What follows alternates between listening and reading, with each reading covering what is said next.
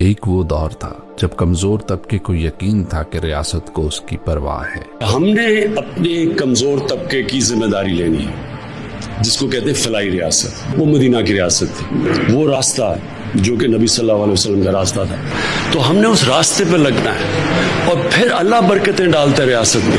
اگر وہ تھک گیا تو قیام کے لیے باعزت پناہگاہ ہوگی، اگر وہ بھوکا ہو تو طعام کے لیے لنگر خانے کا در کھلا ہوگا، بیمار پڑا تو جیب میں پڑا شناختی کارڈ علاج بن جائے گا، اگر وہ بے بس ہو تو کوئی ساتھ کھڑا ہوگا، ایک باپ کی طرح کھنا سایہ بن کر۔ اس کا کوئی خطاب کمزور طبقے، مزدوروں، سفید پوش طبقے کے ذکر کے بغیر نہ ہوتا۔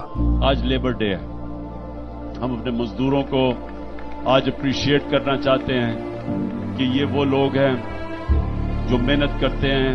ہم تو جو آفیسز کے اندر بیٹھ کے کام کرتے ہیں، ایئر کنڈیشن ہے، یہ گرمی کے اندر چاہے وہ سڑکوں پہ کام کر رہے ہیں، یہ فیکٹریوں میں کام کر رہے ہیں، یہ اس لیے ہم دن بناتے ہیں کہ ہم ساری قوم یہ بتائے ان کو کہ ہمیں احساس ہے، ہم نے اپنے محنت کش لوگوں کا احساس ہے۔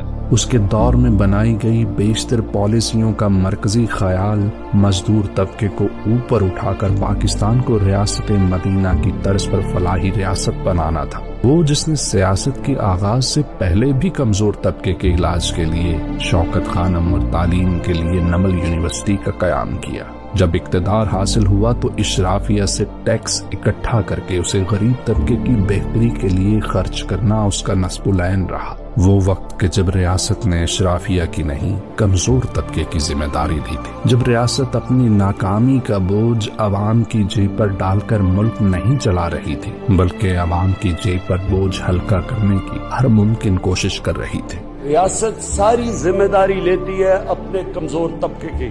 ایک ریاست کی جو پالیسیز بنتی ہیں، ساری پالیسیز ہی بنتی ہیں اپنے نچلے طبقے کو اوپر اٹھانا، غربت کم کرنا، یہ ہے ہماری ویژن۔ جب سے اس مزدوروں اور سفید پوش طبقے کا درد رکھنے والی آواز کو قید دی گئی ہے، غریب کا چولہا ٹھنڈا اور اس کی زندگی پر تاریکی کے سائے ہیں۔ کہاں وہ وقت تھا جب وزیر اعظم عوام کا باپ بن کر مستحق افراد کے سر پر ریاست کا دست شفقت رکھا کرتا تھا۔ ایک جو ملک کا پرائم منسٹر ہوتا ہے وہ ملک کے باپ کی طرح ہوتا ہے، قوم اس کے بچے ہوتے ہیں۔ اگر میرے بچے بھوکے ہیں، اگر میں بچوں کو صحیح علاج نہیں کروا سکتا تو کیا میں ایک بادشاہ کی طرح رہوں گا اور بچے میرے بھوکے رہیں گے؟